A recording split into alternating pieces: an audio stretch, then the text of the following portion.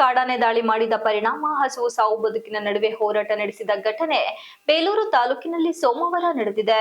ಬೇಲೂರು ತಾಲೂಕಿನ ಬಿಕ್ಕೋಡು ಹೋಬಳಿಯ ಕೋಗಿಲೆಮನೆ ಗ್ರಾಮದಲ್ಲಿ ದಿಢೀರನೆ ಗ್ರಾಮಕ್ಕೆ ಬಂದ ಕಾಡಾನೆ ರಾಗಿ ಹೊಲದಲ್ಲಿ ಮೇಯುತ್ತಿದ್ದ ಹಸುವಿನ ಮೇಲೆ ದಾಳಿ ನಡೆಸಿ ತೀವ್ರ ಪ್ರಮಾಣದ ಗಾಯಗೊಳಿಸಿದೆ.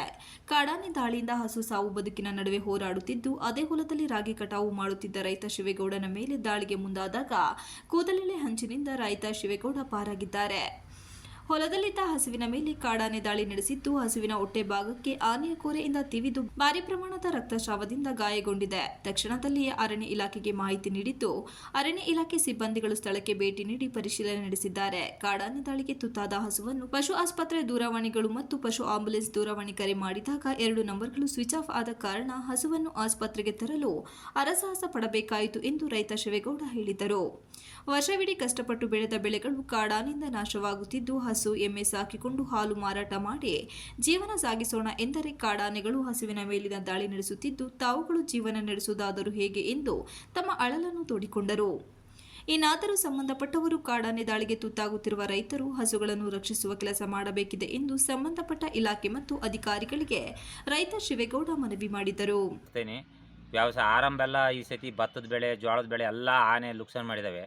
ಹಸು ಸಾಕ್ಕೊಂಡು ಜೀವನ ಮಾಡ್ತಾ ಇದ್ದೀನಿ. ನೆನ್ನೆ ಹಸುಗೆ ಹುಲ್ಲು ಕುಯ್ತಾ ಇದ್ದೀನಿ. ಆನೆ ಹಿಂದ್ಗಡೆಯಿಂದ ಬಂದಿದ್ದೆ ಕೆಲಸ ನನ್ನ ಹಸುಗೆ ಹಾಯ್ದು ನನ್ನ ಜೀವನೇ ತೆಗಿಯೋದು. ಹಸು ಅಡ್ಡ ಸಿಕ್ತು. ಹಸು ಸಿಕ್ಕಾಬಟ್ಟೆ 70,000 ರೂಪಾಯಿ ಭಾಳ ಅಂತ ಹಸು 7 ರಿಂದ 8 ಲೀಟ್ರ್ ಹಾಲು ಕಣ್ಮುಚ್ಚೆ ಕರಿಬೋದು. ಈ ಥರ ಆದರೆ ಹೆಂಗೆ ನಾವು ಜೀವನ ಸಾಕೋದು ಹೆಂಗೆ? ಯಾರು ಆ ಫಾರೆಸ್ಟ್ನರಿಗೆ ಫೋನ್ ಮಾಡಿದರೆ ಎಷ್ಟೋ ಹೊತ್ತಿನ ಮೇಲೆ ಬಂದರು.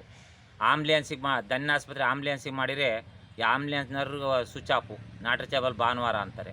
ಡಾಕ್ಟ್ರು ವಿಠಲ್ ರಾವ್ ಫೋನ್ ಮಾಡಿದರೆ ನಾಳೆ ಬೆಳಗ್ಗೆ ಬರ್ತೀನಿ ಅಂತಾರೆ. ಆಮೇಲೆ ಡೈರಿ ಡಾಕ್ಟ್ರ್ ನಮ್ಮ ಬಿಕ್ಕೋಡು ಡಾಕ್ಟ್ರು ಪಾಪ ಚಿಕ್ಕಮಂಗ್ಳೂರ್ಲಿದ್ದೀನಿ ಅಂದರು. ತಕ್ಷಣ ಅಲ್ಲಿಂದ ಕಾರ್ ಮಾಡ್ಕೊಂಡು ಬಂದಿದ್ದಾರೆ. ಹಸಿನ ಜೀವನ ಚಿಂತಾಜನಕ ಐತೆ. ನಮ್ಗೋಳು ಕೇಳೋರು ದಾತಿಕ್ರಿಲ್ಲ. ಈ ಥರ ಇದೆ ನಮ್ಮ ಪರಿಸ್ಥಿತಿ. ಇದಕ್ಕೆ ಸಮಯ ನಾವು ಈ ಜೀವನ ಮಾಡೋಕ್ಕೆ ಬೇರೆ ದಾರಿ ಏನೂ ಇಲ್ಲ.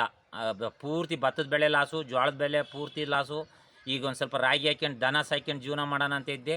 ಅದೂ ಹಸಿನ ಮೇಲೆ ಈ ಥರ ಕಾಡನ್ನು 4ವರೆಗೆ ದಾಳಿ ಮಾಡ್ತು ಅಂತ ಅಂದರೆ ನಾವು ಹೆಂಗೆ ಜೀವನ ಮಾಡೋದು? ನಾವು ಯಾವ ಥರ ಮಕ್ಕಳು ಮನೆ ಕಟ್ಕೊಂಡು ಯಾವ ಥರ ಜೀವನ ಮಾಡೋದು? ಊರು ಬಿಟ್ಟು ಹೋಗೋಂಥ ಪರಿಸ್ಥಿತಿ ಬಂದೈತೆ. ಇದಕ್ಕೆ ಸಂಬಂಧಪಟ್ಟರು ಇದಕ್ಕೆ ನಮ್ಮ ಬಗ್ಗೆ ಒಂಚೂರು ಗಮನ ಹರಿಸ್ಬೇಕು ಅಂತೇಳಿ ತಾವು ತಮ್ಮಲ್ಲಿ ಕೇಳ್ತೀನಿ. Ganesh, TV 46 Malenadu news, Belur.